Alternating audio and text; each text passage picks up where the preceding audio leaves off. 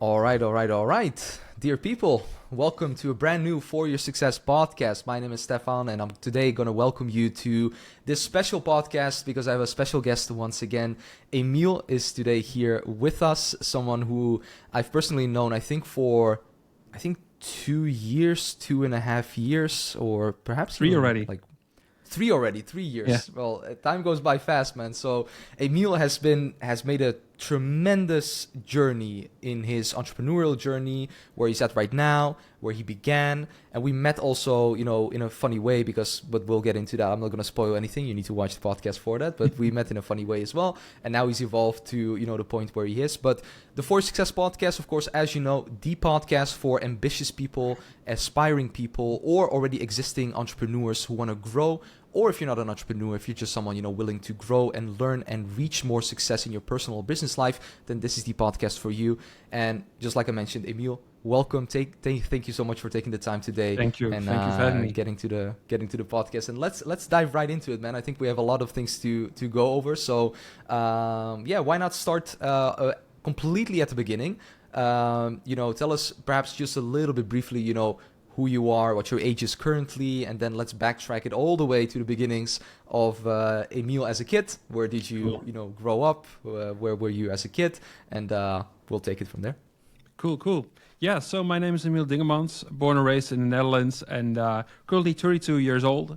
And around 4 years ago, I started this agency, email marketing agency, and basically build up from all the way from the start, and right now at a good position. So great to be here. Amazing. That's so awesome, man. So so in terms of you of course do email marketing, which first things first, that's something we do also as like a side service within our agency, which we'll get into in just a second. That is definitely one of the services that most people don't go with when starting with an agency. They usually leave it on the side. But before we go into the entire agency, tell us a little bit more, how were you as a kid? How did you grow up? Were you, because you're an entrepreneur now, of course, you run a business. You have, I think, team members, right? Multiple team members as well that assist you within your business. I'm always curious when I'm talking with entrepreneurs that are doing well within their business, were you also like that as a kid? Did you show assertiveness? Did you show specific characteristics or traits as an entrepreneur? Or how was that for you?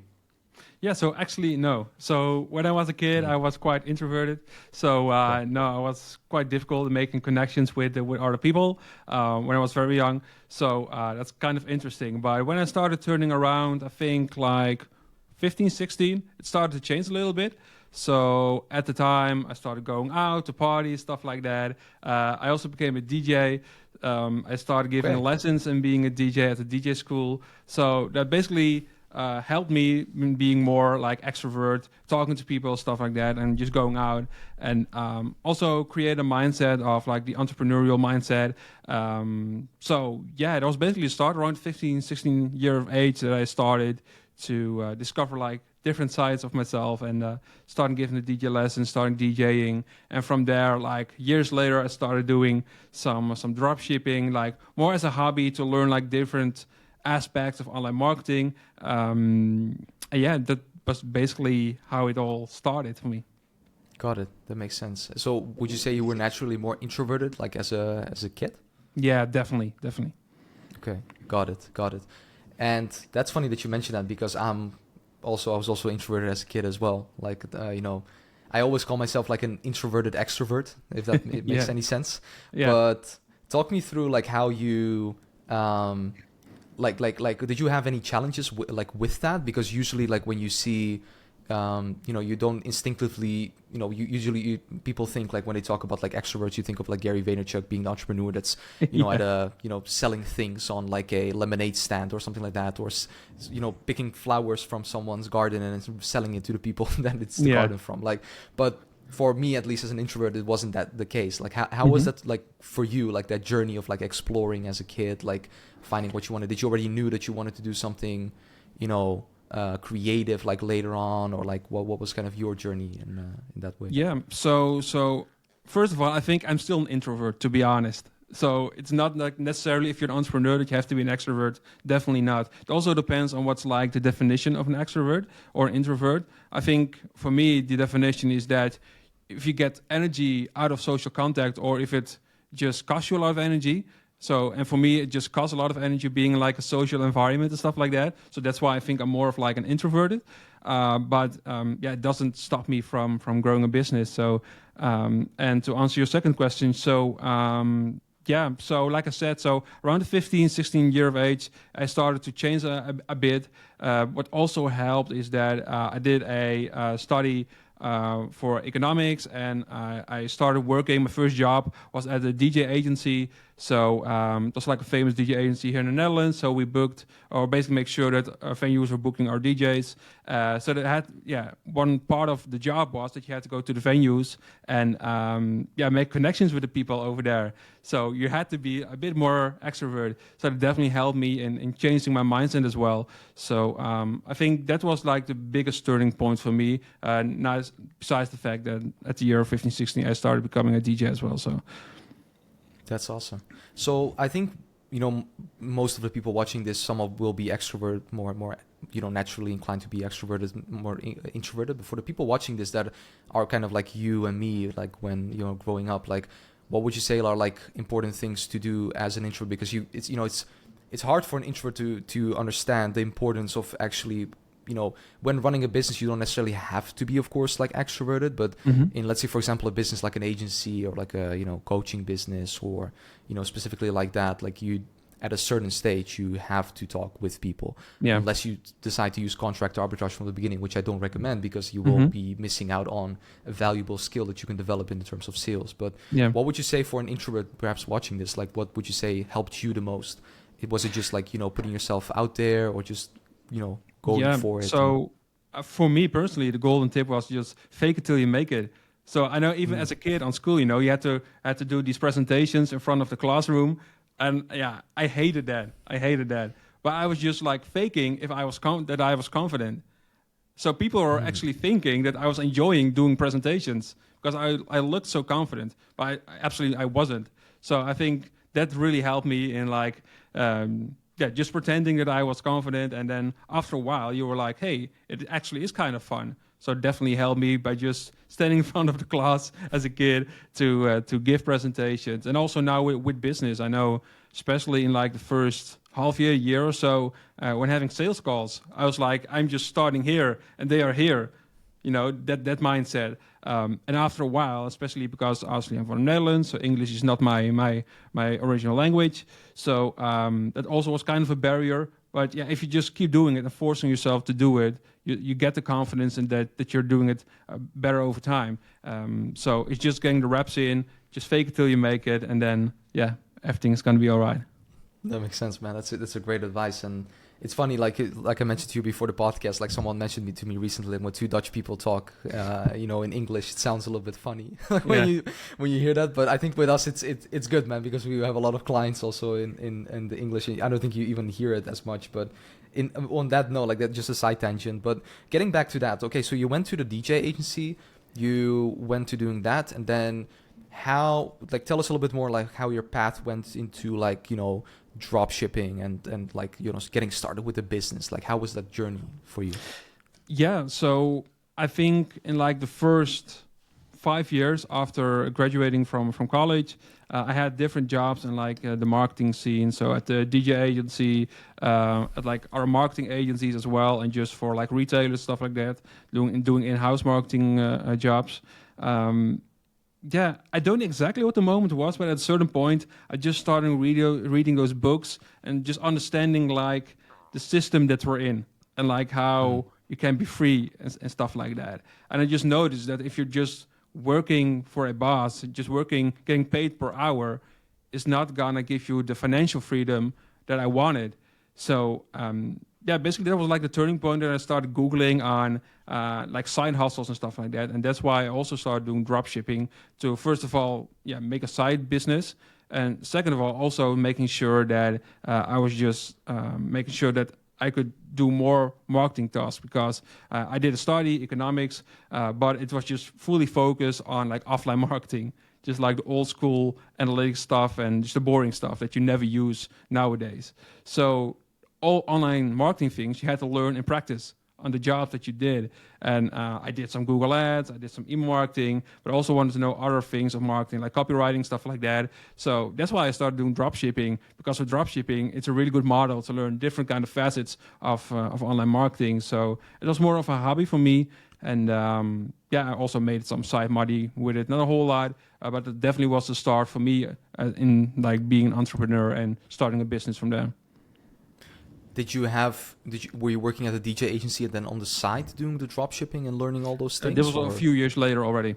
A few years later. Okay, makes sense. Okay, got it. And so how did it then go with like drop shipping? Like you enroll in like a business model and then it's, there's many things to learn. And then how did that growth like go for you basically? Yeah, I think I did it for just like half a year or something like that. After a while, I was like, this is just not my business model with the customer support and stuff like that. And also, at that time in the Netherlands, there was quite a big of a discussion online if dropshipping is like ethical with just buying products from AliExpress and stuff like that. So I was also wondering, is this like the thing that I want to make money with? Is this a thing that I can really create value with? And I was like, no, this is not my business model. So it definitely helped me, but I knew that this wasn't the thing that I wanted to do like long term. And that's why I switched over to like the agency side.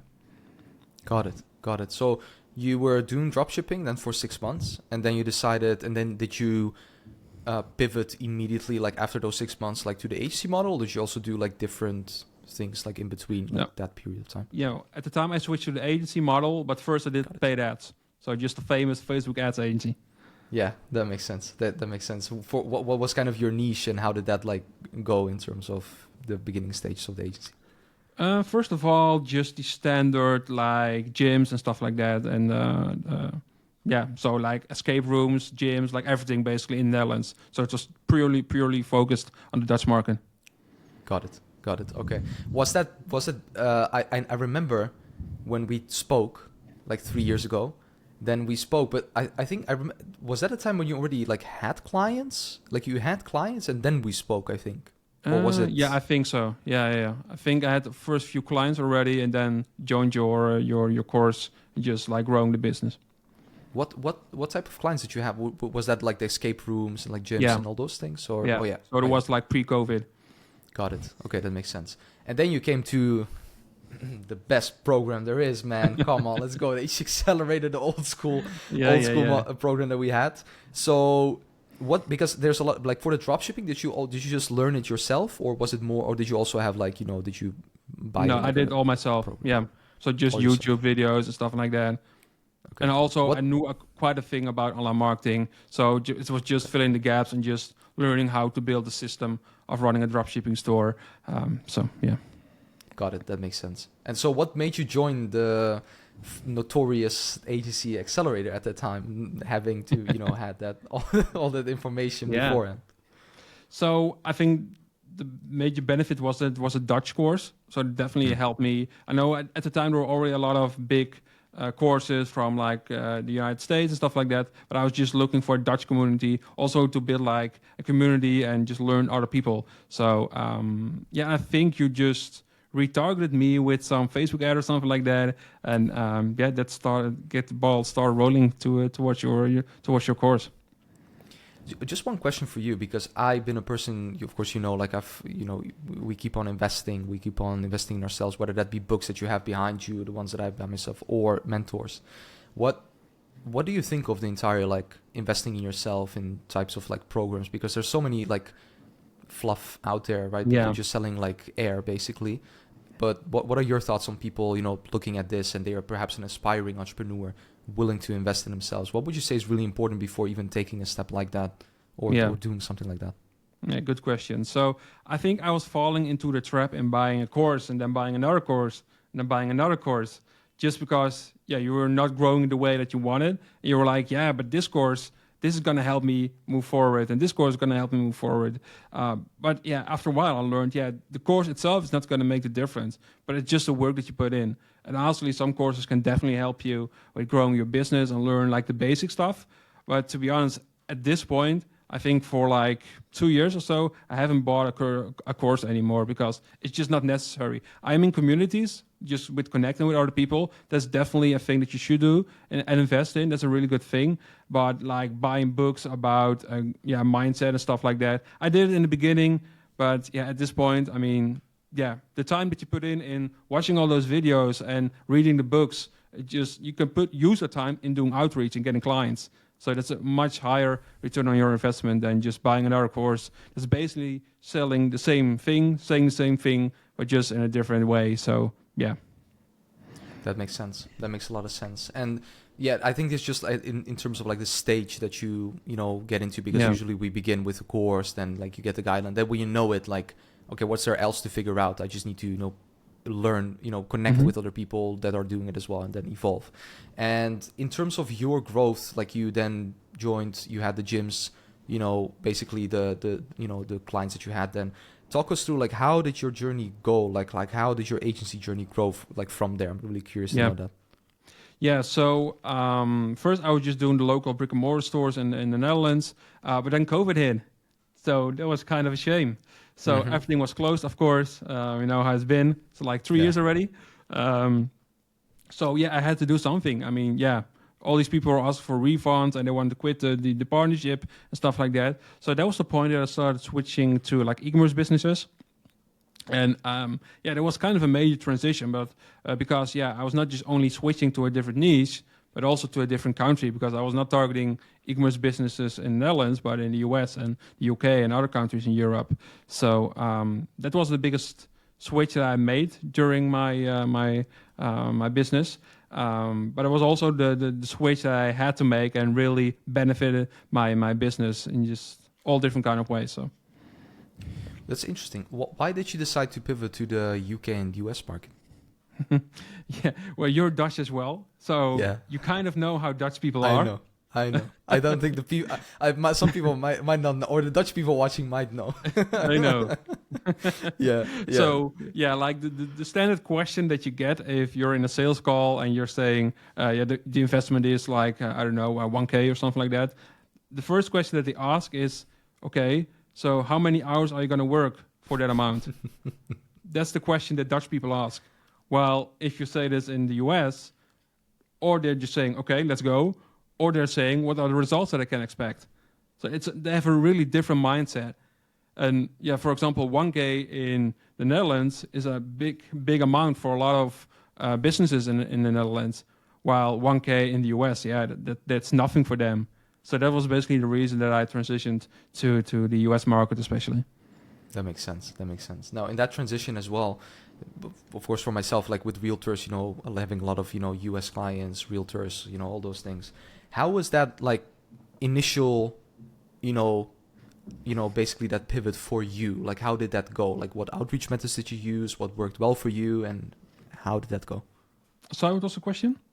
So when you pivoted to the UK and the US, how did like that process go? Like in terms of like what outreach methods did you use? Like how did like the first couple of calls, like how did they go? Like did you sign a client really quickly or because like, for example, of course, most of the people watching this are of course Dutch and Belgium, because we've had the program for a long time in there, but other people that are watching internationally as well might be thinking, I'm living perhaps in Germany, Portugal, I don't know, like any specific different area. If I would decide to pivot as well, how do I do that? Like, what would be kind of the first steps that you took in terms of like switching over? So first of all, it was just changing everything internally because the system was built on brick and mortar stores in the Netherlands, and now I was doing e-commerce businesses in the US. So internally, you had to change everything. First of all, second of all, of course, like the standard things with your website and other assets that you have, you had to change it to English and just change basically everything. And then, of course, you start doing outreach. And I know back in the day when targeting the Dutch market, I can't understand nowadays that I did that, but I was doing manual email outreach to companies. So I would just took my Gmail and I was sending emails to companies just one by one every single day. I can't understand why I did that, but at the time I did. And honestly, with e-commerce brands, you can't do that. There are so many e-commerce brands you can target. So I also transitioned to like automatic cold email outreach. So, and also at the time I was doing like LinkedIn and Instagram, Twitter, and stuff like that for the Dutch market. And I stopped doing that and just purely focused on like cold email because I noticed that it was just performing the best. Yeah, in terms of sales calls, I mean, yeah, the first calls, it was horrible. I'm not gonna lie. I mean, my English is reasonable, especially nowadays. At the time, it was also quite reasonable. So yeah, the first calls, I was so nervous. So it was kind of awkward, but I think my fourth or fifth call, I turned that one into a client. And yeah, just the fee I got from that client was a lot bigger than I ever had from like a Dutch client. So I immediately knew that I made the right choice back in the day. That makes sense. That makes sense. Did you get any questions about like, hey, where I always got the question from like, you know, you speaking people like, oh, like where are you from? Like, oh, like, you know, basically like from when you see the Netherlands, oh, the Netherlands, and then they also like get into like that kind of gist of thing. Did you get that as well? Like, Yeah. I mean, it's one of the first questions that I do, like small talk. Oh, where are you based? And I say, and you, yeah, in the Netherlands. Oh, near Amsterdam. And I'll say yes. I don't live near Amsterdam, but yeah, for American people or other countries, yeah, it's just the easiest way to say it. So exactly. Yeah, that makes sense. Oh, I always get that. So okay, so it makes sense. So then you start, and were you already like doing email marketing then, or was it also still like Facebook ads? Facebook ads. Still Facebook ads. For okay. Yeah. Okay. Got it. Okay. So how did like take us through the journey of getting to the point of, you know, you now doing email marketing, like starting off with Facebook ads, and like how did that go? Yeah, so I started doing Facebook ads, and I mean, for some clients we had good results, for other clients we didn't have good results, and I was doing everything by myself back in the day. And yeah, you had to go inside the ad manager every single day, just checking it. And what I noticed is that, like every day, I was sort of afraid that the results of the previous day weren't good for our clients. So it just caused me a lot of stress that the results weren't good because yeah, you have good days, you have bad days.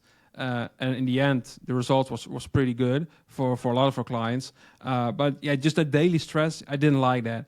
And also what I noticed when I was talking to my clients is that they had a lot of problems with like the profit margins and just turning the first-time buyers into returning customers.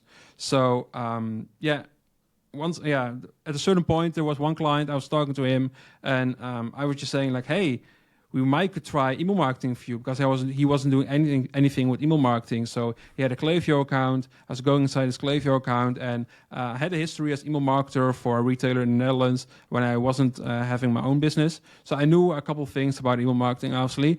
So I knew a few quick wins that will generate him a lot more revenue. So I was doing a cross-sell to him for email marketing. I started doing that, and we were getting some amazing results for him, actually. So that was a turning point for me. That I was like, hey, I actually like this a lot better because you don't have the day-to-day hustle with like bad results, good results, because it's more like a steady flow of revenue that you're getting. So personally, I like it a lot better. I noticed that we had some really great results also for other clients where I was cross-selling email marketing to them. So yeah, after a while, then we also had iOS 14 or 15, I don't know anymore, with like the cookie stuff. So then the results were even worse for Facebook ads. It was difficult to target like specific people and stuff like that. So that was basically the point that I was like, hey, I'm just going to transition the whole business again for like the second, third time. And now I'm going to do like email marketing for e-commerce brands. And yeah, that was the last switch that I made. And still happy with that I did that. That makes sense, man. So I think what a lot of people don't understand, like, you know, with students of our programs and things, they think that they choose one niche, choose one offer, and then that's it. Like that's the end game. But it's not. That's just where it starts. Like you evolve as an agency owner. So you mentioned you pivoted like almost 2-3 times until you found like the right one. And for me, it was the same. Like I pivoted 4 times, and now it's like, okay, e-commerce and coaches. Like that's the main thing that we're doing, and we're what I told you before. Like we're kind of a growth partner within their business. We're doing you know most of the things.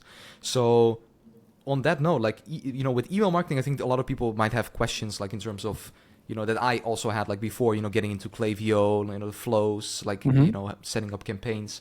So when we talk about email marketing in itself, what would you say are the main like benefits compared to you know doing the standard meta ads or like Facebook ads or Google ads or just or TikTok ads for clients? Like what would you say were the main benefits from your perspective doing you know like email marketing instead of something else? Yeah, so I think with meta ads, like the main goal is to acquire new customers with Meta ads. Also, you have your retargeting ads and stuff like that, but the main goal is just getting that first customer in. But honestly, you have your ad costs, and those are rising every single year, so you have to spend more and more to get a new customer for your brand. While with email marketing, you're basically doing three things. First of all, you're making sure that the website traffic is being captured into your email list. That's the first thing. Then you're making sure that your new subscribers are doing the first purchase at your store. So that's the second thing. And then you can make sure with email marketing that this first-time buyer will come back and do another purchase and another purchase. So the retention side of it. So you're basically filling the complete customer journey with email marketing compared to paid ads, which is just like the first step of the customer journey, is getting that first purchase. So I think that's the beauty of email marketing. Also, you do need paid ads next to email marketing because, email marketing is not going to generate more website traffic. You do need like paid ads or influencer marketing for that. But after that, you don't have the ad costs. You have a lot more profit margins to work with. You can actually increase the customer lifetime value for a brand. You can increase the average order value for a brand. And those are things that you cannot easily do with like Meta ads or something like that. Are there specific things that, in terms of the brands that you work with, I mean, then when you started, of course, you work with the specific brand, but then you evolved like to the brands that you're working right now. Are there specific things brands would need, like e-commerce brands would need before you would start working with them in terms of like email marketing? Mm-hmm. So actually you have like a certain amount of revenue that the brand needs to do. This is increasing over time. But in general, like ideally you would have a brand that has a product that people like to buy more. I mean, if you're just selling a couch or something like that, there's not a whole lot of retention side to it. If you're just selling couches, for example, I mean, you can help with making sure that people are buying the first couch, but people are not going to buy a second couch in like a year or so. I mean, normally they wouldn't. So, so that's why I'm working with like skincare brands or stuff like that. So with products that they have to buy every single month or every single 2 or 3 months, that definitely helps in getting better results with email marketing. And also with brands that have multiple products that they sell, so you can cross-sell different products. So let's say, again, a skincare brand, if they sell a moisturizer, they probably also sell like a cleanser or something like that. So those are things that you can cross-sell and making sure that you're increasing the average order value. So that definitely helps with email marketing. With that being said, we also work with clients with like one product stores, and we're still getting some great results with that as well. But it kind of depends on the situation and specific niche, and if it has like a certain aspects of a good and growing business, like the brands that we are working with. Got it. That's what I was curious to know, because like when we talk about average order value, when we talk about couches or like, chairs or something like that, like they might have like a higher like average order value, but like usually the sales process for specific products is like longer, which would mean like, using like campaigns or like, of course flows are important, but so there are like specific things you look at, right, in terms of revenue, in terms of what types of brands to do it for. Okay, that makes sense. And so let's say, for example, a brand is doing good revenue, but they are not doing, like I was telling you, one of our clients, they have MailChimp and they're doing 150,000 per month. Funny story for the people watching, like we have one client and they want to go to we're talking about like different email softwares that they go to, and we say Klaviyo is really good and they want something else. But like, what would you say, in terms of a brand already doing good revenue, what would be the biggest wins? Of course, it depends, of course, right? In terms of, but, if you were to set it up like from scratch, would it be like the flows, setting up, a specific content calendar to like, do campaigns for them? Like what are some, like, for the perhaps people watching that, want to get into email marketing or want to learn a little bit more, like what are some quick wins that they could get their client? Of course, it's a really broad question. Of course, it can depends on the e-commerce brand, but just like some quick wins that you have noticed when you start working with a brand that you like to implement, if they don't have nothing. And then I want to get into second question is if they already have flows, if they already have something like that, like how do you work on that? So a few quick wins. I would say, first of all, get them on Klaviyo or SendLane. First of all. Second of all, my client listens to this. Klaviyo, man, or SendLane. No active campaign, no MailChimp, no nothing like that. No, man. And second of all, like a quick win is just setting up a few core flows. So you have a lot of flows that you can implement for a client, but just make sure that you have your welcome series, that you have your browser abandonment, cart abandonment, checkout abandonment, and like a post-purchase flow. Those are like the really basic flows that you should really have. So those are a few quick wins, and making sure that you're sending at least like 2 campaigns a week, and making sure that you're just sending to like an engaged audience, so not just to a full list, because then your emails are probably landing in spam box, and then you're in a downward spiral, and you don't want that. Got it. Okay, that makes sense. That's some good points. And then let's say a brand already,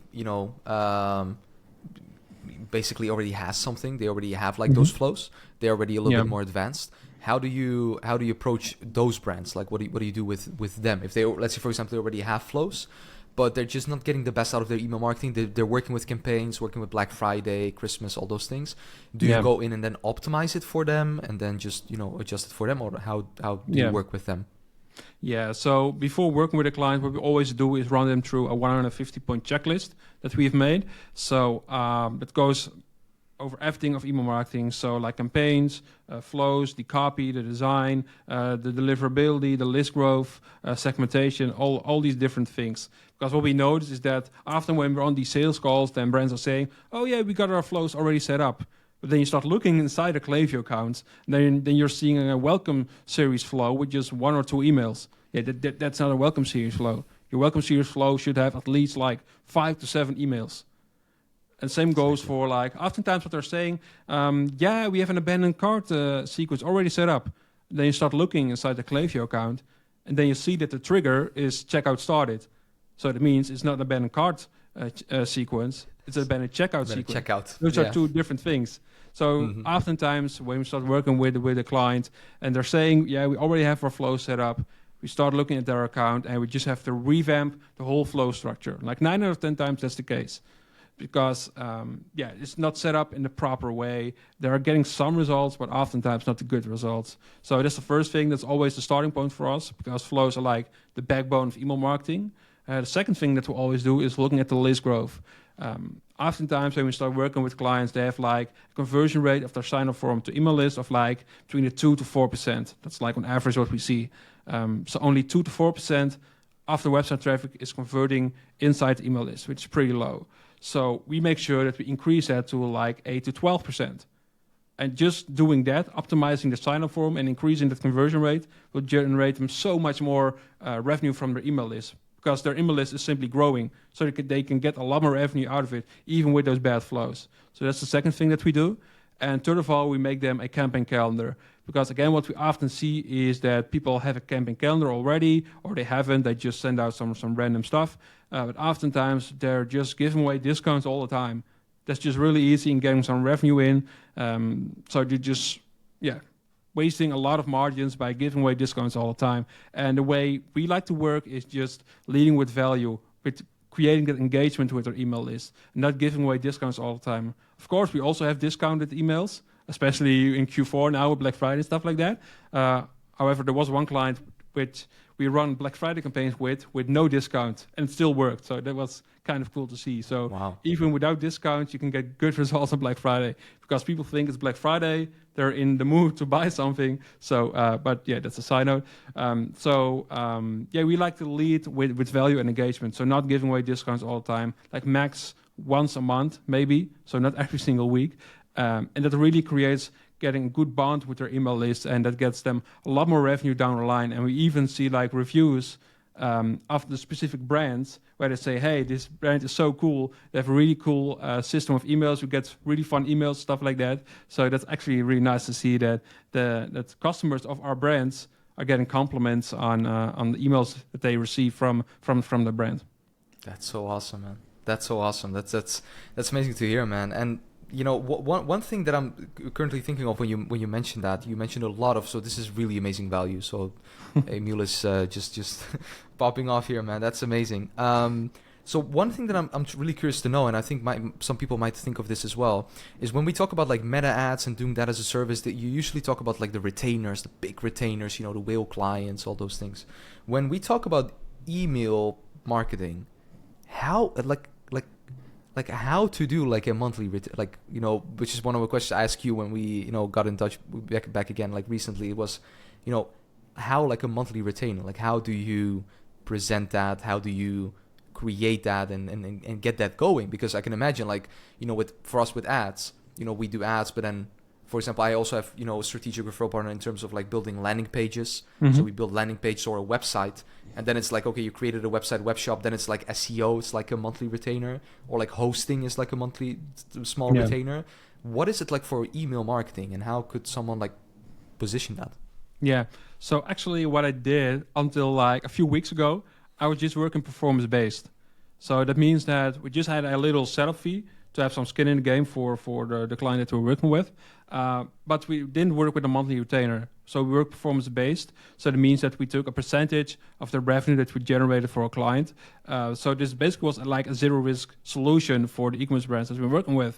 Because in the US, there are a lot of email marketing agencies. So Mhm. they're like, I mean, what makes you different?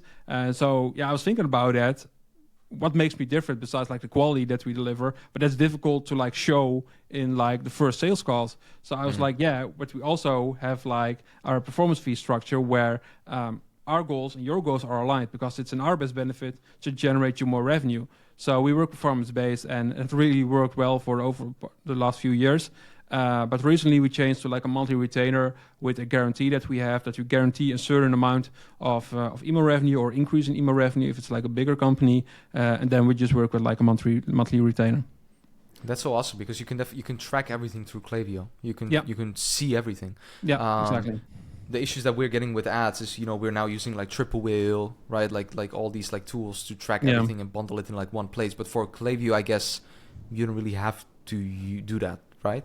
Or No, exactly. So inside the Klaviyo dashboard, you can see revenue from Klaviyo, and then you see the exact amount of revenue that you've generated. But what we noticed in the last couple of months, there's more and more discussion on like, is this attribution okay? Because if I look in Google Analytics, then I'm seeing a different number and stuff like that. And of course, every single software is showing a different amount of revenue and with a different attribution model. Every software wants to claim their revenue. So that's always the problem, and that's one of the reasons why I transitioned now back to like a monthly retainer. Also because we have the case studies, the video testimonials, and just the results that back up our claim, so we can actually charge them a good monthly retainer. But also just to prevent those discussions with like, but is this right? Is this not right? So, in general, you can just see like the attributed revenue from Klaviyo on the dashboard. okay, yeah, 100%. Okay, that makes sense. So I hope that gives a lot of clarity in terms of the monthly retainer type of structure. And what would you say works the best for you in terms, because you're only targeting the US then, I guess, right? In terms of like clients and No, also European countries. So we have some European, clients in the UK, also in France, Germany, and now from Lithuania as well. So Netherlands as well. no. Stay away from. That's awesome. No Dutch clients, please. No Dutch clients, man. No Dutch clients. So that makes a lot of sense, man. And what are kind of your, because would you say you enjoy working more as like a boutique agency or like a, basically a, grow as much as you can, like balloon air, like hot balloon air, just pile up and just blow up as much as you can type of agency? Like, what is kind of your preferred way of having the agency and why? Yeah, so that's an interesting question. That's something that I'm thinking about more and more in the last couple of months. Honestly, when you're starting, like the big benchmark that you want to hit is like the 10K a month. That's like standard. But Yeah, then 100%. you are at 10K a month. And I was expecting that. I was like, oh, yeah, well, I made it, But then you're like, 10K, yeah. It's just 10K. Exactly. Which may sound a bit weird if you hear this, but they are just setting new goals, and but lately I'm actually thinking like, when am I truly happy with results? When I'm like, hey, this is it, And I think right now I'm thinking like, around like the 50K. I think that's a good space to be in, with like a lean team, being a boutique agency, not having like a lot of stress of a lot of clients that you have to manage, but just having like a lot of team members in your team who are doing all the service delivery, and not too big of a client roster. I think, right now that's like the point that I want to be in, not growing even more, that you have like need to have like an office or something like that. That's definitely not the way I want to grow. I know a lot of people like that idea of having like their own office and having like the team members inside. But yeah, I think like a boutique agency is the way to go for me now. Got it. That makes a lot of sense. And it's funny that you mentioned that because, for this year, for our agency, we've had less clients. Mm-hmm. And the immediate month when we scaled back down from like 25, 30 like agents and real estate agents to like e-commerce and coaching, and like mid last year, it was immediately like, I don't want to work with so many clients. Mm-hmm. Like why not just like my mindset was, why not over deliver for the current clients that I have and get more from them instead of getting more clients on board that I need to build a trust with. And basically now I was just hopping off a call from one of my clients before this. He's like a friend of mine. Mm-hmm. He's like a friend of mine. Like I go to him, we talk, we drink coffee. It's like I'm a friend of his. So, and then I built a sales team. Of course, as a coach, I built a sales team. We're doing his ads. We're managing his systems. We're going to write his newsletters. So like we're doing multiple things, but you're getting paid more. So I think like the mindset, what you mentioned, like so interesting because I see so many people, I want 10K. Like in the beginning, of course you need clients. Just sign as many clients as you can. Yeah. But then when you get to the stage and you want to go to like 50 or like 100, like immediately when we did that, we did more, or perhaps like the first 2 months we did less because you lose clients and you get to get new clients. But then after month through 2 or 3, it's like one client can get you more than 10K. It's like, all right, let me just have like 8 clients or 9 or max 10 clients. Yeah. Right. But that's actually a nice one because again, there was also something that I was thinking about, and also something that I noticed for myself, and I think that's just a personal thing, is that a few years ago I was also in another course, a really famous one. I'm not gonna name it. I know. But I think everyone knows it. And yes. it was like getting like higher retainers. That was like the goal, the thing. Yeah. And at the time, I was like, oh, yeah, awesome. Just like you said, getting like 10K retainer from one client. That's awesome. Yeah. And it is. But what I noticed is that back in the day, that when I used to get like higher fees from our clients, I was also like, yeah, but what if the results drop and I don't get good results for them and they decide to leave? Then that's a big gap that I have to fill in with new clients. So it would also give me some sort of stress that I was like, yeah, but what if this client leaves? Because there's such a big gap in my revenue goal that I have. So again, the same as I said before, I think I'm transitioning more and more to like actually lower retainers, still like high retainers, but not like 10Ks. But just having some more clients where you can get them good results. But I think there's like a sweet spot for e-commerce brands owners that are like, hey, if for example above the 5-6K, then they start thinking, oh, is this worth my money? Even if you get them good results. But I think that's just a psychological thing that they're like, hey, is it worth my money? Every single month when they see that number on their bill, And if it's like under the 5K, then they're thinking like, oh yeah, that's okay, that's normal. So I think that's kind of the sweet spot to be in, what I notice. And again, it also not gives me the feeling that I'm afraid to lose this client. Exactly. Which is not rational, but for the most part, you think emotional. So that's a difficult part of it, of course. Exactly. I don't know if you have the same, that you're afraid to lose clients. It's afraid of losing, of course, the clients. But that's the thing of having like that boutique specific agency. But what I notice people, where they go astray is they just have the retainer and then that's it. So what was really interesting what you mentioned is you had that, what I like to do is we start with like either a setup fee, right? Like for example, with email marketing, we do a setup fee. Then it's like, okay, for the newsletters, we charge like a specific amount that we do. But then it's like, okay, we fix that. Now this is running, but like you mentioned, email marketing can only do so much. So let me run your ads. Let me get your ads going. We get more traffic, we scale up the business. But since we're doing this as well, you're having logistical things as well, which needs thinking of. I have logistical connections. Yeah. Here you go, right? Because my other client has logistical connections. Here you go. And then you start going into more of a, like I said, I go into a growth model where it's more, okay, you're paying me that fee of 3 to 5 to 6K. But, if you pay me this, what if we go in towards a monthly retainer plus a commission? Yeah. But let's say this, let's say we do that and it goes well. Then what I propose to them, I say, what would be even better is I see your business as my business. And when they hear that, something like, I don't know, like when I say that to clients, I look at their face and they're like, yeah, man, yeah, we need that. And they're like, and I'm like, yes, because it's important that we grow as a team and that you have a right-hand team to do this. And then then we talk about, like, for what I was telling you before this call, we have a client of ours where we took over almost like their business.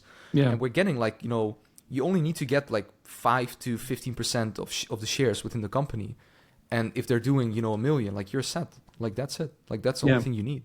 So I think there's, like, for me, and I would love to hear your thoughts about that as well, Emil, like, the thoughts of, like, scaling in that way where you have limited clients, but you don't have, like, 2 clients, like, where you're dependent on them. You have more, but you scale in a way where you're getting more out of your current clients instead of even, like, I'm not, for us outreach, like, I don't do outreach, like, that much anymore. It's like, I have these clients, I just get more and more from them every single month. Yeah. Like, but what are your thoughts on that?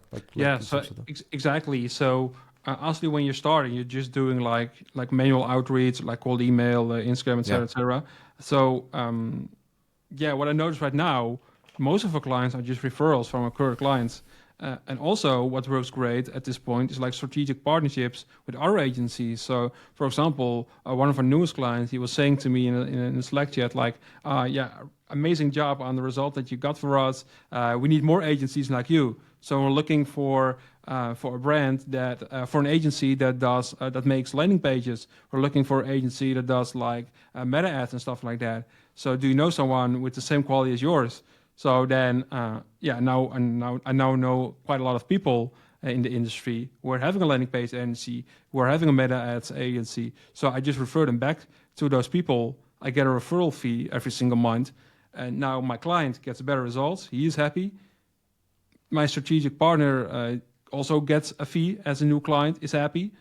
The overall results for the brand is improving because they're now having better landing pages and better advertising, which I also benefit from with my email marketing. So it's like a win-win-win situation where I don't have to do like cold email outreach, which I'm still doing, but not as much as I was. And the client is happy. I have strategic partnerships that I get the clients from, and I send clients to. And so all in all, it's just win-win-win. So I think that's really the way to go at a certain point. 100%. That's so amazing, man. That's great. So what are kind of your goals with your agency, like, moving forward? Like you mentioned, like, the 50K, having a lean, like, with a lean team in that regard. Like, what are some of your goals? Yeah. So for next year, the goal is 50K. Nice. So that's like the biggest goal. And also there are some sub goals underneath there. So I think the biggest thing for like early 2024 will be like the operations side and like streamlining the process. I think that's a big thing to optimize for, because right now everything goes well, everything is pretty streamlined, but I know it can be much better. And when I start to scale even more, I know I run into problems with my current system. So that's like a big focus for early 2024. And from there, you had just scaling and increasing the revenue that we're getting for our clients, switching to like the full retainer model and no performance fee anymore. And focusing on like what makes me happy. So not only like growing in terms of revenue, but also in like the feeling of myself. So not having stress of running a business, or at least less stress, just enjoying the process and just enjoying life. I mean, we're at the point that you should also enjoy life. I mean, of course, it's important to put in a lot of time and effort into running an agency, but you also have to enjoy it. Because like I said, at first you're like, 10K, that's like the holy grail. And then you're like 20K, that's the holy grail. And then it's 30K, then 40K. So you're never truly happy, I think, if you don't think about for yourself what's like the end goal for yourself. And for me, like I said, that's like having less stress, having a team that's running everything. And for me, just to put in a few hours a day into the agency, that's like the ideal situation. And besides that, just enjoying life. So that makes sense, man. So and I hope that to note, reach it next year. You're gonna reach it, man. You're gonna go through it, man. 100%. It's all in your mind, man. If you set the goal, you set it high enough, and you truly believe in it, you can achieve anything. Like, there's nothing that you can't achieve. You can achieve anything. So on that note, you said, having more fun, enjoying life, right? Or like enjoying.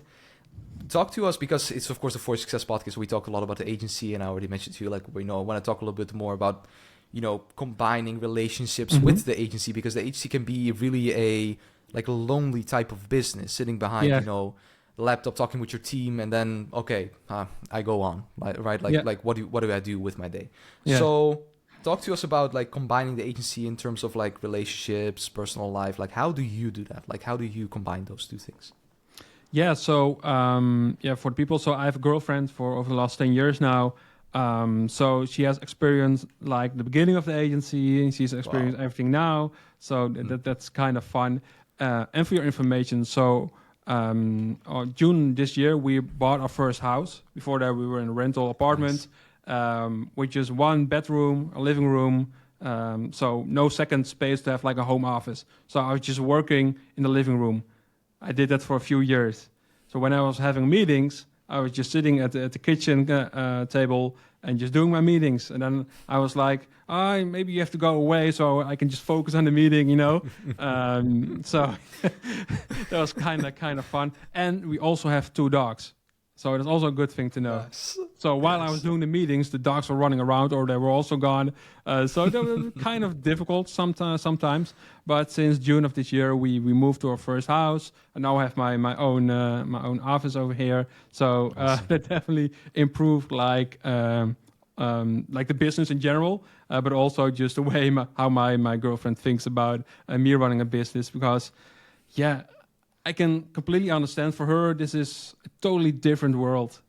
It's, she's just working every single day just at a company and just living like the standard life, to be honest, with, not meant in a negative way or something like that. But so especially in the beginning, it was kind of difficult for her, I think, because she doesn't understand, for example, when it's late at night, we're watching Netflix or something like that, and then I grab my laptop because I had a message on my phone from the Slack channel, and I have to send a message or send this email or do this or do that.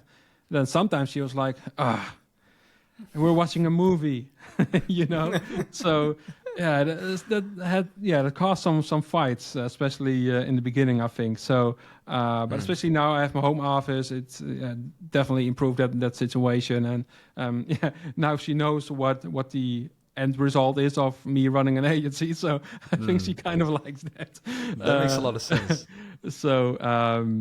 Obviously you need to make time for your girlfriend as well and for the dogs that we have. But I also think that's a good thing, because otherwise you're just grinding every single day and you're not going away from your offers and just purely focused on your business. And sometimes it's also good to just go outside, go to friends, family, and just have fun, go on a holiday, go walk with your dogs, stuff like that. That's also pretty important just for your mental state of mind. So you mentioned something really interesting, making time. Mm-hmm. How do you make time? Because I've had my relationships, and it's been difficult, man, to say the least. It's been difficult making time. When you get that dopamine hit of payments, or like, you just want to go, man. You just don't want to stop. You just want to go. So making time, how does one make time, Emil, for important people in their life? Yeah. I think it depends for the situation, for every single person. I mean, I was saying before we were running this podcast, like normally December is quite of a chill month, because a lot of people are out of office, especially in the second part of December. So normally that's kind of the period that I'm just doing more fun stuff with my girlfriend, stuff like that. So that's kind of easy. This year it's a whole different game. Still a busy month. But you really need to make time for it. So in general, I like to not work in the weekends. Unfortunately, that doesn't always work like that as well. And just making sure, especially for like sales calls, have like a strict a schedule in your Calendly. That definitely helps. So not making sure that people can schedule a call with you like all day long. So having like strict times, having the time to have your meals, having the time to go for a walk or something like that. I think that definitely helps. But other than that, it's still a struggle sometimes. I think that's just the way it is. And the most important thing is that you have like a Mike as a girlfriend who kind of understands it. She's not always happy with it, but in general she understands it, that I just like doing this. It's like a hobby for me. it's important to me, and she understands that. And that's, I think, the biggest thing, that you don't feel like bad over yourself for not giving the attention to your girlfriend, for example. I think that's the most important thing. I definitely think understanding is is Yeah. the key word here. Like someone that understands. I Mhm. mean, when you have that, I think a lot of the things would be solved. I mean, you wouldn't have a relationship for more than 10 years if, of course, there's like, from different ends, it needs to be. It's funny that you mentioned that your girlfriend actually, works like a normal job, and then you Mhm. are, an entrepreneur in that sense. Like, I sense like in like I said, my previous relationships, like it was like an issue because they didn't understand. Mhm. And it was always explaining myself, like, oh, this is Yeah. the reason why, this is the reason why, this. But when you communicate clearly, which you're of course doing, then it works. Then you can make Yeah. anything work. As long as you are building together with the same goal. Now you have the house. You have the dogs also there. So like that makes a lot of sense. I think just a lot of agency owners or just like entrepreneurs, watching this that I also speak with, they have issues, doing that. Yeah. They really have issues doing that, and Yeah. it's a big challenge for them. And also, I yeah. think, and that's not meant in a bad way, but I think if I didn't have a girlfriend, my agency would be far further down the line. They would be a lot bigger already. I know that for sure, because obviously, when you have a girlfriend, sometimes you have to say, "Okay, I'm not gonna do this meeting. I'm just gonna go to the movie with you," or something like that. Sometimes you do have to choose for that option, just for your mental Sure. state of mind and for your relationship, of course. So honestly, it does have some implications for the agency, but I think that's just okay. I mean, we work to make money to have a good life. We don't Exactly. work to work and to make money and do nothing with it. So you have to enjoy life as well. That's also important. So it does cost you something, but I think the return is even better. So That makes sense.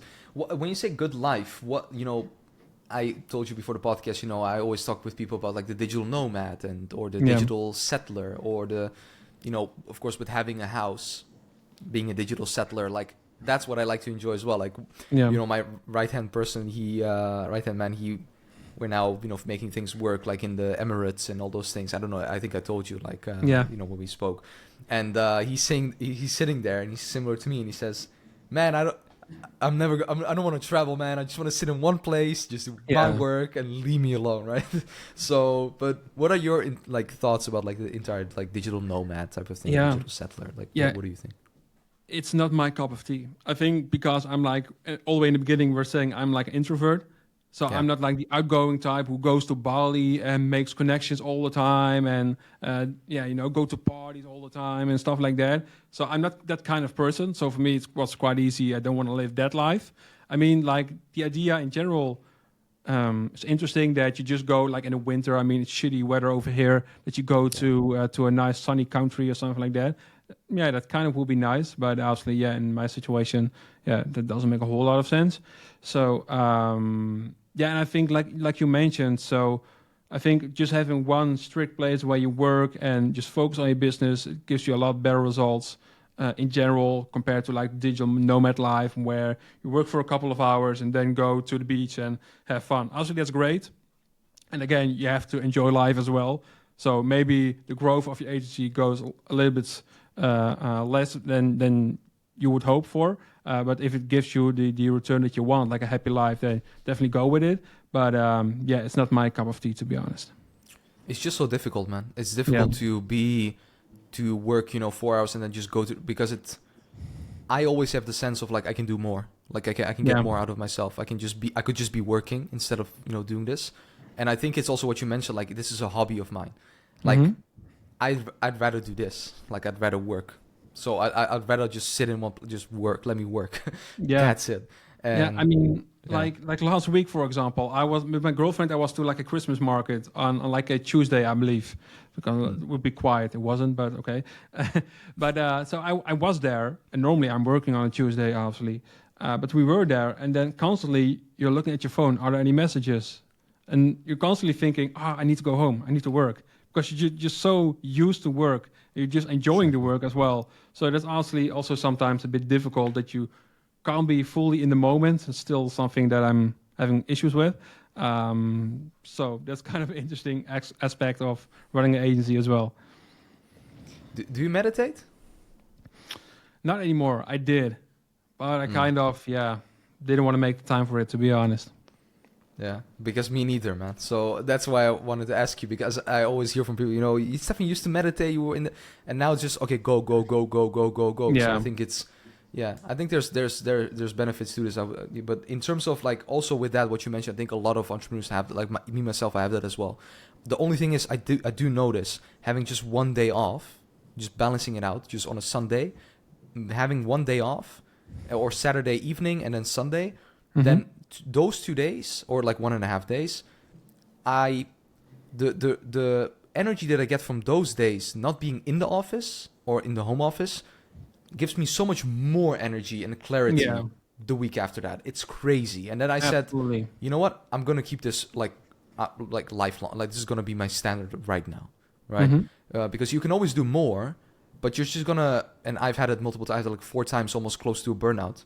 You know, in the past 5 years. So I pushed it so much that there was like a limit to it, and it's like, okay, you need to backtrack, and then you have a 1 month that you need to recover, and then you go back at it again, and it's like, oh, I do 7 days again, like if you didn't learn from something. So I think having that 1 day off is really like then you really have a lot important. more energy. You're way more excited to get start working again, and like a larger aspect, I think it's also a good idea to go on a holiday every few months or so. Yeah. Because what I noticed 100%. is that, for example, a few months ago, we were to Switzerland for like 2 weeks. And then like the first week, you're like, oh, this is nice. And honestly, like every single day I was working for like 30 minutes, 60 minutes a day just to do like the general stuff and helping the team and stuff like that. But furthermore, it was just like a full vacation. And like the first week, you're like, this is really nice. But then the second week, then you get a whole lot of new ideas for your business. You want to do this, you want to do that. So you get a whole lot of new energy. And like after 10 days or so, I was like, I want to go back and start working again, you know, 100%. because you're fully energized again. You got new ideas. So for me personally, it definitely helps to go on a holiday every once in a while and get just new energy, new ideas. And I think, it's like doing one step back and just put 2 steps forward again by having a holiday, by having new energy and having new ideas for your business. 100%. I think that's also where a relationship comes into, when you have someone that it adjusts, like it levels out, it evens out in that situation. So that's amazing. I have the last couple of questions that I have for you, and then we'll finish off the podcast because already an hour has been going on. But like always when I do the we have one podcast with one of our good friends, like, and it took like 3.5 hours. So we're not gonna make it like that. I have one. The time, so Me too, but it's gonna be long, man. So one thing that I have for you is, when talking about the business side of things, especially the agency, like where do you see the market? I'm just wanting to pick your brain on this one because you're someone that's really active in the game. Where, like, how do you see the market evolving in towards like 2024, 2025? Like, what do you think is gonna change in like the agency space, or just like in general, like the online space? Like, where do you see it moving towards? Yeah, so I think for like agencies, it kind of also depends if you're talking about the US market of the Dutch market, because honestly, the Dutch market is like, they're like, the Dutch market is where the American market was like 2-3 years ago. So in the beginning, you were saying like email marketing agencies is not a big thing in the Netherlands, which is true. But in the US, there are a lot of email marketing agencies. So, Exactly. so the first thing that I expect in the upcoming year, there are a lot of email marketing agencies in the Netherlands. So that's the first thing. Second thing, I think one of the most important things is like personal branding. So that's something that I had a lot of focus on, especially the second part of this year. So being out on Twitter, on TikTok, YouTube videos, stuff like that, and getting clients via your personal brand, I think that definitely helps because what you're seeing more and more with like outreach methods like cold email, they're making it way more hard for you to do like bulk outreach to like a large amount of companies with like the new requirements from Gmail and Yahoo. They're sending a lot more emails to the spam box, so you're getting less and less results with cold email. So you have to use different tactics to get your clients, and I think the main way would be personal branding and get like referrals and just making sure that your service delivery is on point. that you get the best quality possible for your clients, then getting the referrals and like the strategic partnerships. That together with like building a social brand or like a personal brand, I think that's the way to go for 2024, at least in the US and probably like 2-3 years from now in the Netherlands as well. That makes sense, man. That makes sense. I would even go as far as saying it's 4 or 5 years, man. Like sometimes I even look at the market, it's crazy, but that makes a lot of sense. That's interesting insight. Then I see you have a lot of books behind you, and Yeah. you know, people know I'm a big viewer. You don't see everything, but like here one, there. Like Mhm. there's a lot of books. What's one book that someone wouldn't know, right? Not like your standard like Think and Grow Rich and all those things. I mean, it could be that, but like, what's one book that someone watching this wouldn't necessarily know, but that you enjoy reading or that you've enjoyed reading? So 4-hour work week, is that original or? That's original. That's original. Yeah, sure. 100%. I don't know, man. Let me take a quick look. Yeah. I will grab one. One second. Yeah, go ahead. I see some good ones, man. I think, you know, I recognize the cover even if it's blurry. I think this one, I don't know if you can see it. So this is Okay. Never Lose a Customer Again from Joey Coleman. It's a really, really good book. It's basically like a book about the building loyalty with your clients. So making sure that they have the best experience possible from like the onboarding to the results that you're getting for them. So yeah, this was a really good book that definitely helped my agency. And yeah, in terms of like personal development, I have to take a quick look. I mean, it's like the standard books about mindset. Yeah, of course. Yeah, I think Atomic Habits was a really strong one. Because Yeah. oftentimes when you read like mindset books and habit books, stuff like that, it's quite generic and that gives you advice where, yeah, in my opinion, that you can apply straight away. But like Atomic Habits has like really good tips that help me with building those habits, the good habits, and yeah, just changing your mindset in general. And I was making a joke about it, but actually like the 4-hour work week, I think that was like one of the first books that I read. And yeah, that was like the starting point for me on building the business with like the dropshipping business and stuff like that. Just thinking, yeah, again, what I said like in the beginning, that you don't have to be paid on like an hourly basis, but just on the quality that you give, on the results that you give. And the 4-hour work week, just not the concept of like just working 4 hours a week. I don't think that's like really possible. It may be, but yeah, I don't think so.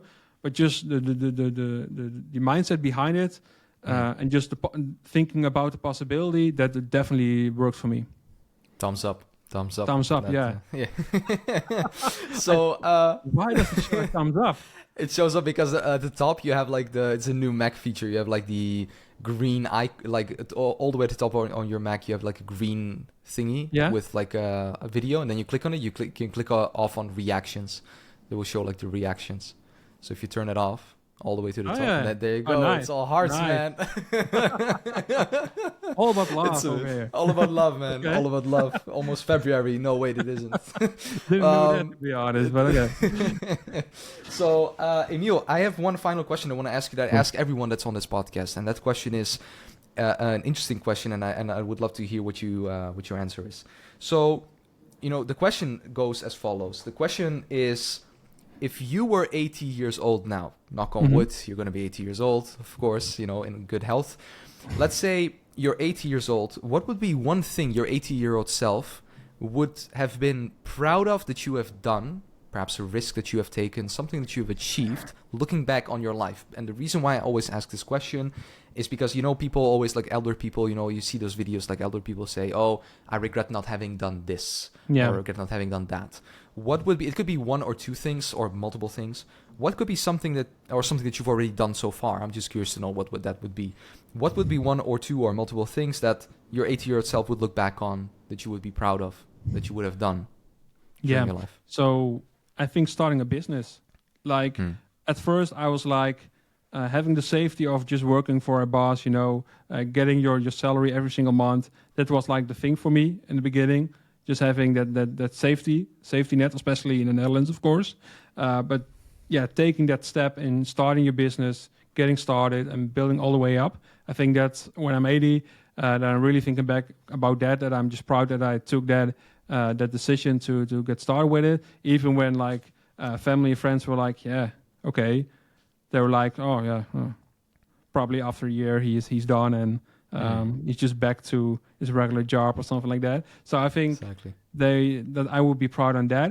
And second of all, that also take the time in like